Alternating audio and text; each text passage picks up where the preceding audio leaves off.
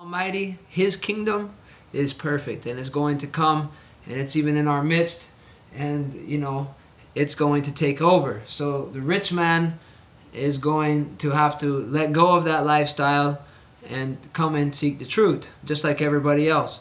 And if we serve money, we can't serve God. You can't serve two masters. So, these are to wake us up.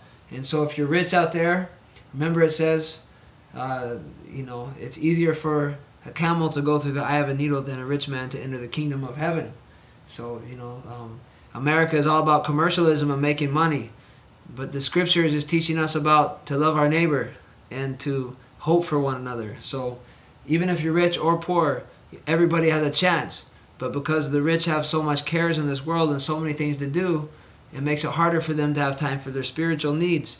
So that becomes a thing that lacks in their life. So anyways, the truth will set us free. And don't put your faith in riches, because it can't save you. You can't take it with you, so to speak. Verse 12, Blessed is the man that endureth temptation, for when he is tried he shall receive the crown of life, which Yahweh has promised to them that love him. So the gift of Yah is life. And blessed is the man who endures temptations or trials. People have gone to jail. People get beat up for their faith. People speak rudely about people about their faith. There's temptations in the world, things that become that take people away. They confuse us maybe for a minute. People get tempted. Any of us can fall into temptations and trials. But what does it say here? It says, Blessed is the man that endures temptation, so as that you go through a time and you're tested and you come out pure, you come out clean. So it's actually, this whole time we live in is basically a time of trial, a time of temptation. Jeremiah 30 calls it Jacob's trial. We as a people, you could call us Jacob, and we're going to go through a trial. We're going to have to let go of Babylon and let go of these heathen ways of thinking. We've been divided from birth. We got to come together. We're all Yah people, all races. We got to love one another. Yes, things have happened in the past.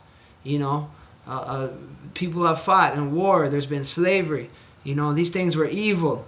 The only thing we can do now is understand what has happened in the past, understand what Yahweh wants us to do, and let's move forward, because we are brothers and sisters. And so this time of trial and temptation is going to bring a blessed result for the true children of Yah, because once we're tried, and shall receive a crown of life, which Yahweh has promised to them that love Him. So it's a promise. It's a guarantee if the Most High promises it. Let no man say when he is tempted, I am tempted of Yahweh. For Elohim cannot be tempted with evil, neither can He tempt any man. The Almighty, it does not tempt us. The Almighty is perfect. The Almighty is love. He cannot be tempted. The Most High has no unrighteous desires. The Most High is perfect. The Almighty is perfect. So sometimes religions teach that God is trying you or God is tempting you. No, He's allowing you to go through something. Like in the book of Job, the Most High wasn't tempting Job or trying Job. It was the devil was actually persecuting him from a spiritual level. And we endure spiritual persecution from the wrong forces there that have gone the wrong way. But we stand up for truth and we can make it through, because good will overcome the evil. And so, but never attribute the trial and temptation to actually Yahweh, because He can't tempt and He is not tempted by anything. He is perfect. And so verse 14 says, Let every man that is tempted, when he is drawn away of his own lust and enticed. Basically that's what happens. It's your own corruption. It's your, and sometimes like people go to jail for standing up for the truth, for speaking the scriptures. In many lands you can't even have the scriptures, or if you teach against the regular religions that are accepted, they throw you in prison. There's been so many things that happen like that. Sometimes people, let's just use that as an example, being persecuted for your beliefs and for spreading the good news. That's not doing anything wrong, but you're tempted because the world is persecuting you. All of a sudden, this is your trial. You have to prove if you really believe or not. So just by enduring the trial and the persecution of the world, you come out pure. Other temptations are are, like it says here, drawn away by his own lust, the lust within people, what they desire, whatever it could be. It says, covet not, in the commandments. So the way to get free of this is to study and to love, to practice these things. Verse 15. Then when lust has conceived, it brings forth sin, and when it has finished, it brings forth death. So what happens there is that firstly, someone lusts or desires for something that's not right, and then that brings forth sin. It's like it gives birth to sin. The action of it is sin. Sin, when it's finished, what happens if you live in sin and you continue in wrongdoing, you end up in death. So the wages of sin is death. The gift of God, the gift of Yahweh is life. So verse 16, do not err, my beloved brethren. For every good gift and every perfect gift is from above and comes down from the Father of lights, of whom there is no variableness, neither shadow of turning.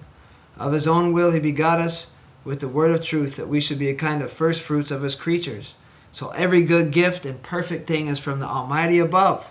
He's the Father of lights, the Father of understanding, the one who gives us understanding, ability to see with light. There's no variableness. He's just in all ways, and there's no shadow of turning. Yahweh is the same today as he always will be. He's a just God. He's loving. He's wise, and he has perfect balance of those attributes, and it's backed by his power.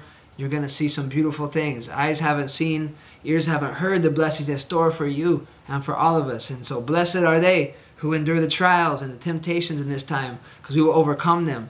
Through Yahshua HaMashiach, we will win victory. He said, fear not, I have overcome the world. Take courage. I have overcome the world, he said. He's already conquered that. He's the conquering Lion of the tribe of Judah. Amen. So it says, of his own will he begot he us with the word of truth. So this word of truth gave birth to his believers. And this is James, or Jacob, the apostle, the disciple, that he said that this gave him life. He was a student of this truth, and it gave him life. He begot us with his word of truth, that we should be a kind of first fruits of his creatures. Now, the first fruits are the first ones to receive it. The first ones harvested in the harvest. This, if you go to Revelations 14, 1 through 4, you'll see that it's the 144,000 are the first fruits. And you'll see in Revelations 20, verse 6, blessed is he who has part in the first resurrection. So this again is the first fruits. And this is the 144,000 kings and priests that rule and reign with Yahshua the Messiah. This is the New Jerusalem.